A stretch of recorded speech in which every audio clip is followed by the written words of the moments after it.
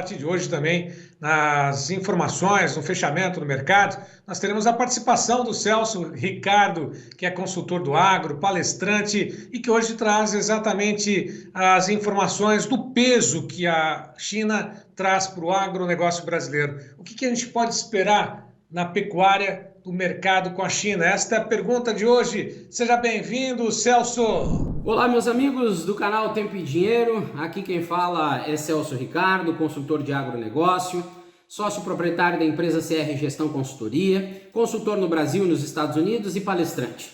A partir dessa segunda-feira, eu estarei presente com vocês aqui no canal Tempo e Dinheiro diariamente para trazer informações sobre os cenários da cadeia produtiva de proteína animal, mais especificamente sobre a carne bovina e sobre a pecuária de corte brasileiro. E hoje eu quero começar com um tema, com um assunto que eu venho defendendo há muitos anos, que chama-se representatividade da pecuária de corte no Brasil. Os preços da arroba do boi causam espantos no pecuarista mês a mês, ano a ano. Não existe estabilidade e equilíbrio. O pecuarista brasileiro investe em genética muitas das vezes, em melhoramento de pasto, em tecnologia dentro da sua propriedade rural, mas na hora da comercialização dos animais se topa com cenários adversos, com preços da arroba do boi muito abaixo do que esperado, e o pecuarista brasileiro acaba arcando muitas das vezes ao longo dos anos com muito prejuízo. Mas eu digo para vocês que esse cenário pode mudar a partir da representatividade que a pecuária de corte brasileira necessita. Pessoas e grupo de pessoas trabalhando em prol dos interesses do pecuarista brasileiro. Mercados, cenários, perspectivas, bolsa de valores. As grandes indústrias do setor da carne têm a sua representatividade que trata assuntos específicos e de interesses do setor dos frigoríficos. Por que a pecuária de corte não tem? Por que o pecuarista brasileiro precisa viver sempre com indefinições e incertezas, principalmente com relação à escala de abate, consumos e principalmente sobre o preço?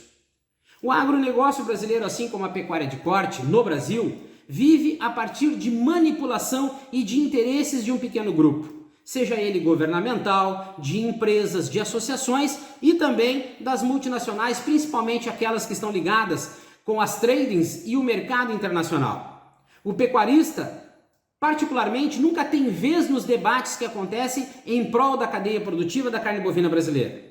O interesse dos frigoríficos sempre está em primeiro lugar. As necessidades, os investimentos, liberação de crédito, abertura de mercados. Ninguém leva em consideração as informações que são necessárias para o desenvolvimento de toda a cadeia produtiva, principalmente da pecuária de corte. Por isso que a pecuária de corte brasileira precisa de uma representatividade. Representantes que estejam não somente dentro do Brasil, como fora também, que acompanhem as comitivas lideradas e chefiadas pela ABIEC, por exemplo. O mercado de exportação não passa pelo crivo e pela avaliação do Ministério da Agricultura. Ministro e Ministério da Agricultura são apenas coadjuvantes. Todo o mercado de exportação está na mão da ABIEC. Ela que determina quando, como e onde será comercializada a carne bovina brasileira. É ela que representa os interesses não do Brasil, mas das grandes indústrias lá fora. Logo, ela vai ter o poder de comercialização, terá os melhores mercados e as margens de lucro para os grandes frigoríficos no Brasil estará sempre nas alturas. Hoje, o que justifica a queda do preço da arroba do boi não é a oscilação do mercado chinês, por exemplo. Mesmo que ele tenha uma grande representatividade, a diversificação comercial que os grandes frigoríficos têm, fora e dentro do Brasil, poderiam ter sustentado o preço da arroba em patamares mais altos. Eu, há uns 2-3 anos atrás, já havia previsto, e quem me acompanha nas minhas redes sociais sabe, que o preço da arroba iria quebrar não somente a casa dos 200, mas iria chegar no valor de R$180 a arroba. E isso já está acontecendo em algumas regiões do Brasil. A casa dos R$200 já está sendo rompida. E não por uma questão de mercado, mas sim pelo poder que as grandes indústrias do setor frigorífico têm no Brasil. Como elas dominam as praças de maior oferta de boi e eles têm uma escala de abate maior, qualquer oscilação que o mercado possa oferecer, o alvo dos grandes frigoríficos é baixar o preço da arroba do boi. Como falta a informação completa de toda a cadeia produtiva para o pecuarista, esse produtor acaba tendo que se sujeitar a essa pressão que o mercado a partir dos frigoríficos exerce e o preço da arroba do boi cai, e essa falta de opções de negócio faz com que o pecuarista brasileiro acabe tendo que assumir prejuízos, situações negativas que, se houvesse uma representatividade forte, com certeza o pecuarista brasileiro teria um melhor reconhecimento pelos seus animais, um preço de arroba justo e até uma bonificação por animais de mais qualidade.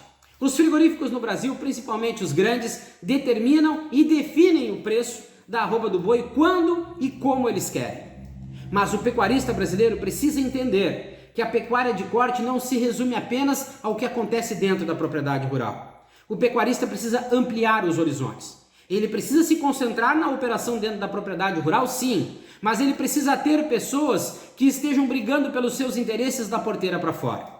Pessoas que estejam buscando mercado, opções de negócio, que estejam buscando melhorias de preço, legislação alterada, principalmente no que se refere à padronização de carcaça e outras tantas necessidades que a pecuária de corte brasileira tem, mas que não existe voz em Brasília para lutar pelos seus interesses.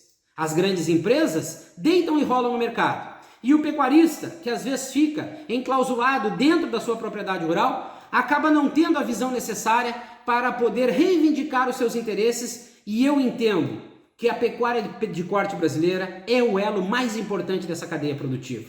Nós temos mercados dentro do Brasil que pagam mais pela carne bovina do que o próprio mercado de exportação. E por que essas informações não estão chegando lá no campo?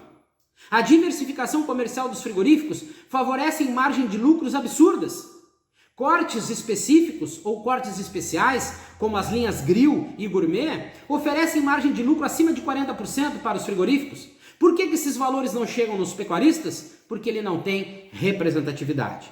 O pecuarista entende o mundo da carne de corte até a sua porteira, e ele precisa conhecer mais. Ele precisa entender de mercado futuro, de bolsas de valores, de trava de preços, mas ele precisa entender que o setor da carne bovina, ele é composto do antes, do dentro e do fora da porteira. Como que ele vai investir antes da porteira em tecnologia, em genética, melhoramento de pasto, se na hora da comercialização o preço do boi está nas mãos dos grandes frigoríficos e eles jogam como querem? Porque os governos, a partir da falta de atitude, justificam que o mercado tem que ter um livre comércio. Esse livre mercado faz com que as grandes empresas, principalmente os grandes frigoríficos, quebrem com a concorrência na produção de carne bovina e também possam definir o valor da arroba do boi quando e como eles quiserem. Dentro da porteira, o pecuarista precisa entender que a sua propriedade rural é uma empresa a céu aberto e ele precisa manter um giro produtivo, principalmente para sustentar financeiramente as suas operações. E ele não pode ter mais surpresas na hora da comercialização dos seus animais. Ele precisa entender que é sim possível a pecuária de corte brasileira ter equilíbrio comercial de venda e equilíbrio e estabilidade nos preços. Mas para isso ele precisa de representatividade. Ele precisa de pessoas brigando pelos seus interesses junto aos frigoríficos e aos mercados também. E aí eu estou falando do fora da porteira. Fora da porteira nós temos os frigoríficos que acabam criando uma barreira para as informações, tem a diversificação comercial cada vez maior, margens de lucros muito boas e tem um mercado à sua disposição. Enquanto os frigoríficos estiverem localizados, posicionados entre esses dois mercados que são importantíssimos, o mercado de compra e o mercado de venda, e os frigoríficos estão bloqueando as informações para que nós possamos ter igualdade, que nós possamos ter inovação, crescimento mútuo e simultâneo para todos, não vai adiantar, o pecuarista brasileiro vai seguir sendo refém e vai seguir amargando com o preço da arroba do boi cada vez mais instável e menor, ou seja, cada vez mais com prejuízos. Mas esse cenário eu garanto para vocês, pecuaristas brasileiros, que pode mudar. Se nós tivermos uma boa representatividade fora da porteira, com certeza nós vamos ter equilíbrio nos preços da arroba do boi. Nós vamos conseguir manter os preços mais estáveis e preços melhores para que compensem todo o investimento dentro da propriedade rural. Mas enquanto vocês, pecuaristas, se mantiverem refém e as grandes empresas dominarem o mercado de exportação, dominarem os interesses em Brasília, a pecuária de corte cada vez mais vai ficar abandonada, os seus interesses vão ser cada vez mais esquecidos e os prejuízos e os problemas vão estar sempre acontecendo em maior volume dentro do campo, no setor primário, junto do pecuarista brasileiro. O prejuízo vai ser maior se nós não tivermos uma boa representatividade e esse cenário precisa mudar, essa história precisa mudar o mais rápido possível. Um forte abraço a todos vocês e eu espero todos aqui no próximo programa aqui no canal Tempo e Dinheiro. Um abraço a todos. Muito obrigado, Celso Ricardo, pela participação, que vai ser diária, efetiva, escancarando as portas, né? As portas, os bastidores da pecuária brasileira. Obrigado, Celso. Até amanhã. Bom, nós ficamos por aqui com essas informações. Eu volto daqui a pouco com informações do Departamento de Agricultura lá dos Estados Unidos. 17 horas tem a divulgação de um novo relatório, mas está todo mundo de olho no relatório do próximo dia 11. Esse sim vai trazer grandes novidades com relação à qualidade das lavouras dos Estados Unidos. Brandalize volta também comentando essas informações no fechamento dessa edição. Por volta de 17 horas, todas essas informações estarão à sua disposição. A todos que estiveram conosco, muito obrigado. Até amanhã.